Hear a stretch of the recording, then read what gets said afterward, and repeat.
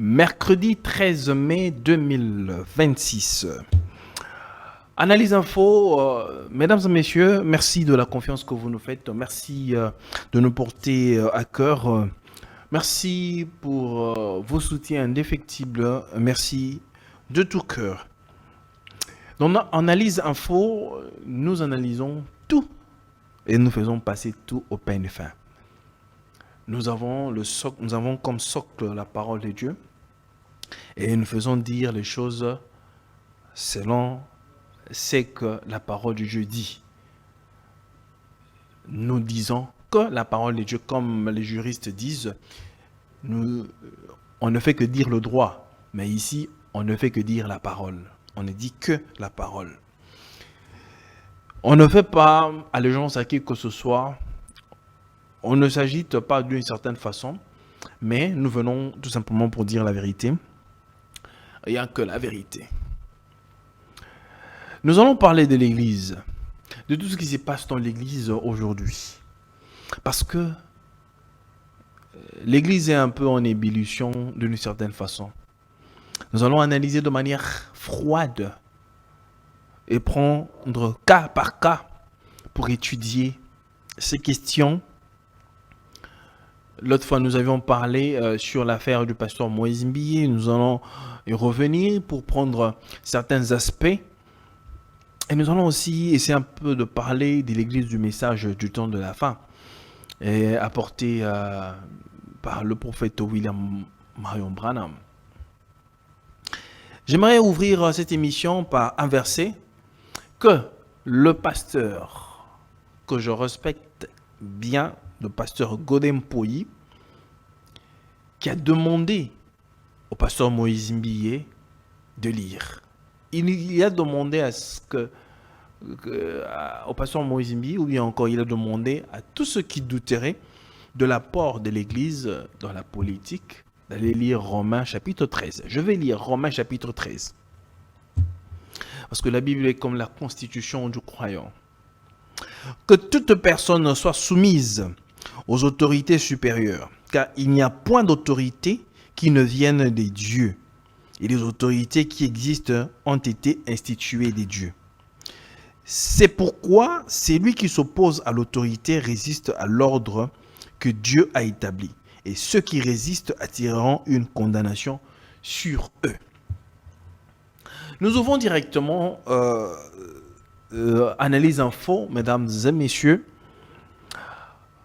pour dire ceci.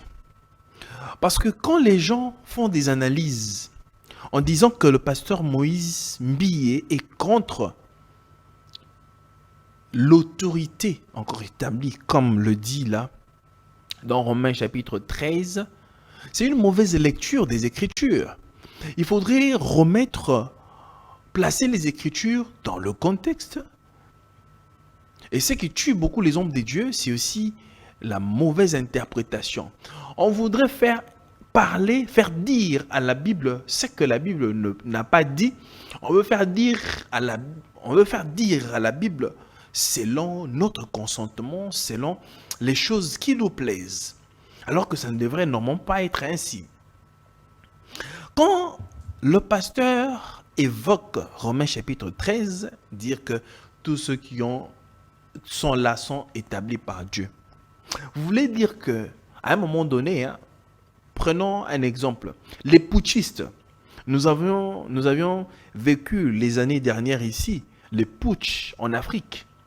Ceux qui sont arrivés au pouvoir par le putsch, vous allez dire que ce verset ici s'applique de même pour ce genre d'autorité.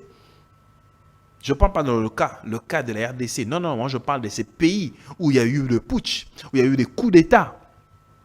Prenons seulement l'exemple ici du Gabon, où le président a été destitué. Un militaire a pris le pouvoir.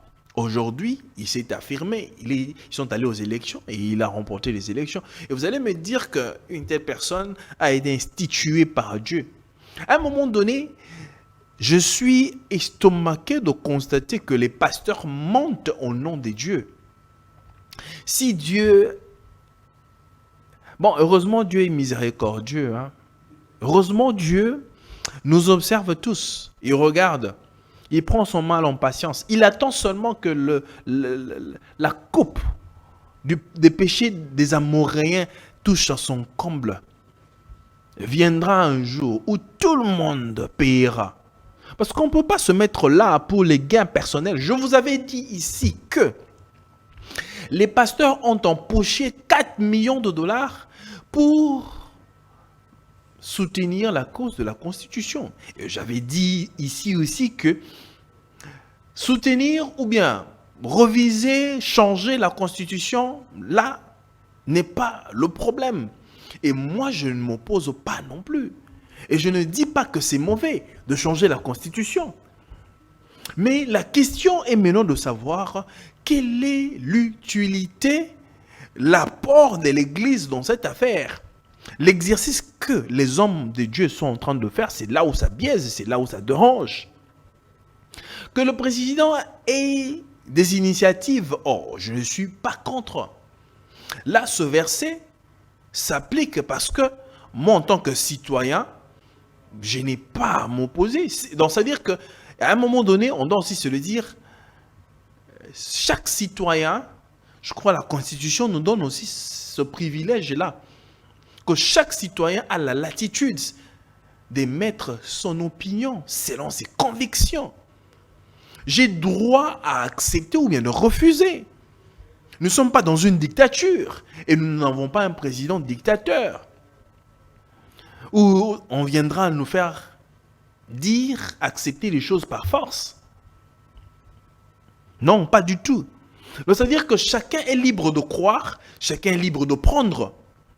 Si l'homme de Dieu a estimé que le camp adverse, non pas le camp adverse, le camp de nos pères dans la foi en faussé par rapport à leur marche ou par rapport à la vision ou encore à la mission de l'Église, concédez-le lui. Il a raison et puis il est libre de prendre, de prendre les choses ou bien de s'exprimer en la question. Mais je suis un peu dérangé de constater les soi-disant chrétiens, les soi-disant personnes que nous avons en République démocratique du Congo, ceux qui se disent chrétiens, ceux qui pensent peut-être donner beaucoup de leçons à l'homme des dieux, le pasteur Moïse Mbi et la réserve de l'Éternel, des leçons, mais alors que ce sont les mêmes personnes qui insultent. Ce sont les mêmes personnes qui passent, qui sont dans les plateaux de télé, qui sont derrière leur téléphone pour écrire des choses et insulter l'homme de Dieu. Je me pose la question, c'est cette parole-là que vous lisez qui vous donne cette possibilité d'insulter l'autre, l'homme de Dieu. La Bible dit ceci, quand ton frère a péché, va le voir, va vers ton frère. Cher pasteur, qui est déjà allé voir son frère? Bon, après, c'est un homme, il reste homme, comme c'est un homme de Dieu, il reste homme. Certes, il a peut-être commis une bourde et que ça dérangeait. Bon, disons-le ainsi. Quelle a été votre démarche pour aller voir votre frère? Conséquemment, par rapport aux Saintes Écritures, ce que disent les Saintes Écritures, personne. Mais les gens sortent pour insulter et attaquer. Quand je vois notre papa, Ejiba Mampia, parce qu'il faudrait retracer aussi l'histoire d'une certaine façon, que Ejiba Mampia était un ancien rebelle. Il est venu avec le RCD. Il est venu avec le RCD. Ce sont les personnes, c'était des belligérants à cette époque qui voulaient aussi le partage du ghetto. Et RCD a partagé le pouvoir. Je me rappelle en 2001 avec Joseph Kabila. Ils ont partagé le pouvoir. Et c'est ce genre de personnes qui veulent transcender, aller de pouvoir en pouvoir, de pouvoir en pouvoir. Et on nous dira que hier c'était Joseph Kabila. C'était ainsi dit le Seigneur. Et Dieu l'a choisi. Et il fallait croire. Aujourd'hui, Joseph Kabila est de mèche avec les M23 et on le jette en poubelle. Aujourd'hui, c'est le président Félix Tshisekedi qui est au pouvoir. Automatiquement, je me pose la question, si c'est l'ivresse du lait ou bien encore c'est l'ivresse du miel. On a tellement pris beaucoup de lait, on a pris je ne sais moi quoi, et on s'en est enivré. On a tellement rempli nos valises, nos sacs, et le compte bancaire est tellement bondé, et qu'on commence à raconter des fois des choses. Je me dis ce mot, je me mets un peu à la place, bon, moi je ne peux pas me mettre à la place, je me dis, Dieu, là où il est, il regarde, qu'est-ce qu'il s'est dit? Bon, je sais que Dieu prend son mal en patience. Hein. Dieu ne perd pas son temps. Comment un homme de Dieu peut dire du haut de la chair que le fait de changer la constitution est une volonté parfaite de Dieu? Dieu veut que nous changeons la constitution. Non, arrêtez un peu. Arrêtons un peu de mentir au nom de Dieu. Arrêtons, s'il vous plaît, arrêtons. Arrêtons. Évitons un peu, au fait, de vouloir plaire au président de la République. À un moment donné, les pasteurs devraient s'arrêter et arrêter. Se regarder dans le miroir. Les pasteurs doivent se regarder au travers le miroir. Et se jauger si les choses qu'ils disent sont réellement vraies. Parce qu'aujourd'hui, tout le monde vient et dit « Dieu m'a dit, Dieu m'a dit, Dieu m'a dit ». Qui vous dit que ce que tu dis est ce que Dieu t'a dit? Parce que beaucoup de gens viennent maintenant avec le ainsi dit le Seigneur. Dieu m'a dit que c'est un mensonge. En quoi Dieu tire sa gloire en changeant la constitution? En quoi Dieu tirera sa gloire en changeant la constitution? Non, il faut à un moment donné arrêter. Si vous voulez mentir, ces gens-là, il faut les mentir. Mais il y a ces personnes-là qu'on ne peut pas mentir. Moi, je pense que le pasteur Moïse Mbi a parfaitement raison de traiter et de dire que c'est un camp des lépreux. Parce que ce sont des personnes qui se réunissent dans un coin. Ce sont des personnes qui se réunissent nuitamment quelque part. Ce sont des personnes qui sont dans une certaine organisation. Et puis, il y a un clic de pasteurs, comme l'a dit le pasteur Moïse, qui prennent la bière, qui prennent du vin, qui se tapent des femmes, qui vivent comme ils veulent. Mais devant les gens, ils se disent croyants, ils se disent pasteurs, ils se disent... Aujourd'hui, je vois comment est-ce que autant de pasteurs veulent donner des leçons sur le pasteur Moïse. On veut lui donner des leçons. Il faut d'abord apprendre la sagesse. Il faut d'abord faire ça. Et on veut rappeler au pasteur Moïse Mbi l'affaire d'Eliane parce que c'était ces pasteurs-là qui étaient venus, en tout cas, en l'affaire d'Eliane, en l'affaire qui opposait le pasteur Moïse Mbi à Eliane Bafeno. Mais à un moment donné, il faudrait qu'on ait du culot, on ait un peu de la retenue dans notre parler. Vous voulez dire que comme les pasteurs étaient venus à la rescousse du pasteur Moïse Mbi, automatiquement le pasteur Moïse Mbi, en voyant l'église,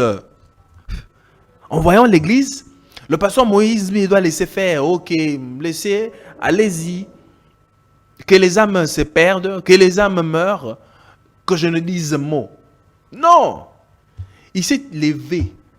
Même si on doit être contre lui, alors le pasteur Moïse, moi en tout cas, s'il changerait d'avis, bon, je ne sais pas sur son avis, mais moi je pense que la première pensée reste. Il ne devrait même pas être attaqué d'une certaine façon.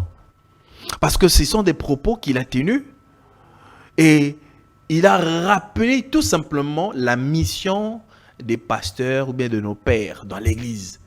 Et que ce qu'ils faisaient ne rentrait pas dans le cadre de la mission ou encore de la vision de l'église. La mission de l'église, c'est de préparer l'église. L'église est apolitique. L'église doit se tenir hors les choses politiques. Ce n'est pas l'église de venir nous dire que vous devez, on doit changer la constitution, vous devez voter, vous allez aller au référendum, et voilà, voilà, voilà. Non, c'est pas là la mission de l'église. Quand vous faites ça, vous vous écartez de la mission, encore de la vision de l'église. Il faudrait peut-être rentrer dans le bon sens, rentrer dans la logique. Et vous comprendrez là où est la pensée du pasteur Moïse Mbi. J'avais dit que nous allons devoir parler aussi dans les minutes mais imparties de l'église, du message du temps de la fin. Chers frères, chères sœurs, regardons-nous les yeux dans les yeux. Regardons-nous vraiment du fond de nous. Faisons des analyses assez profondes et puis correctes.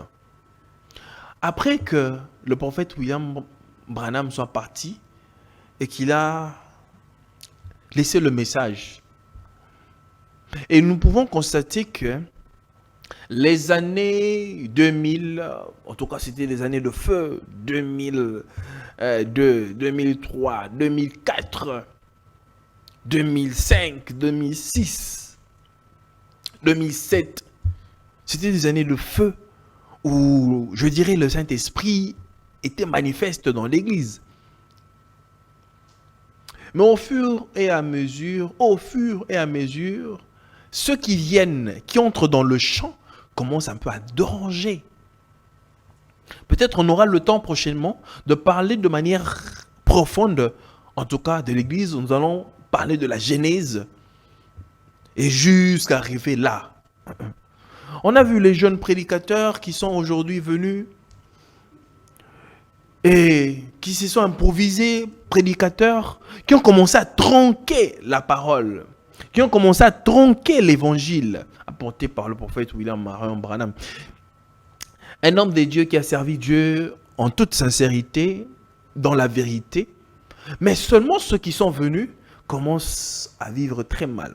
Nous avons eu tant de doctrines. Jésus est déjà venu. Jésus, la seconde venue a déjà eu lieu.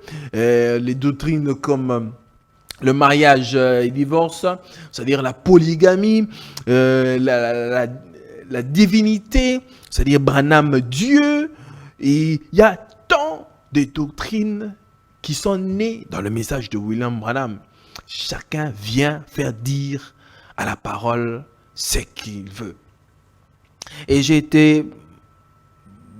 découvert une chose, que même dans le message, il y a certaines personnes qui estiment que quand une femme a divorcé, elle a une capacité de se remarier. Donc ça veut dire que même dans la parole, on commence même à piétiner cette parole, dans le sens que une femme divorcée peut se remarier. Oh là là, je suis un peu perdu.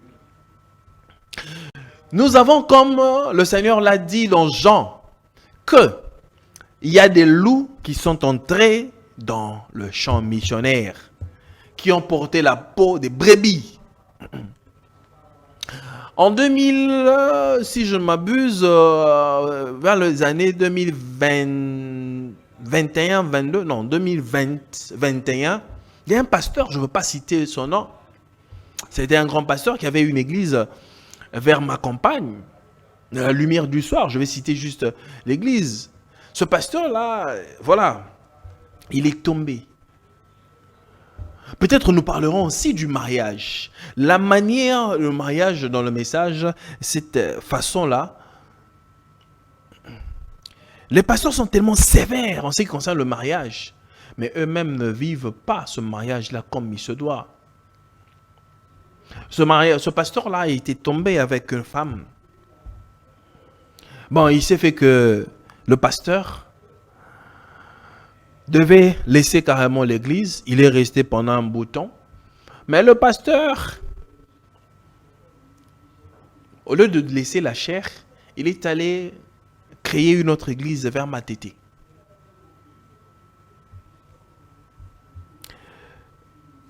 Nous sommes tout simplement estomaqués parce que les scandales qu'il y a aujourd'hui dans l'église Autrefois, l'église du message était une église, je dirais, pilote. Une église qui donnait envie. Une église qui poussait les gens à aller adorer là-bas. Une église qui inspirait la crainte. Une église où, c'est-à-dire que quand on regardait ceux qui sortaient de là, on voyait, c'est-à-dire la divinité, il y a Dieu là-dedans. Mais aujourd'hui, l'église du message du son de la fin est devenue comme un dépotoir. C'est devenu vraiment comme un dépotoir. C'est devenu un vrai dépotoir. Les hommes de Dieu ne sont plus hommes de Dieu. Chacun vient en sa manière pour imposer sa loi, faire dire à la parole ce que la parole n'a pas dit et vivre en sa manière. Aujourd'hui, on peut accepter le concubinage, c'est-à-dire un pasteur qui a une femme, mais qui peut avoir des concubines. C'est possible. On veut faire dire à la Bible, à la parole, ce que la Bible n'a pas dit. Oh, mais votre modèle, qui est William Branham, pourquoi William Branham n'a pas eu de concubines? Pourquoi William Branham n'a pas été polygame? Pourquoi William Branham, c'est-à-dire tout ce que vous emmenez ici, votre sale vie là, pourquoi est-ce que le prophète, sur qui vous vous référez, le message que vous prêchez de cet homme de Dieu là, pourquoi vous ne vivez pas cette parole là? Je suis sidéré que les bureaux des pasteurs a été transformé en bureau, en chambre d'hôtel, où les pasteurs font du grand n'importe quoi. Parce que en ma connaissance, c'est qu'un pasteur, quand il reçoit une brebis dans son bureau, il doit être accompagné des huissiers ou bien des diacres. Un pasteur ne reçoit pas une brebis, une femme seule dans son bureau. Même si le pasteur est fort, la femme peut, parce que nous connaissons la nature des femmes. Mais malheureusement, il est avéré, constaté, observé que les pasteurs se sont habitués dans ce système-là et c'est devenu leur mode habituel, leur mode quotidien de vivre comme ça. Et leurs femmes ont accepté. Que dire? Les pasteurs là, Bazin, Batoa, qui ici? Les pasteurs là sont toujours dans la vérité ou comment? Nous analysons, très chers frères et sœurs. Je ne suis pas ici en train d'attaquer qui que ce soit. Je suis en train de faire des analyses de l'Église et de ceux qui sont.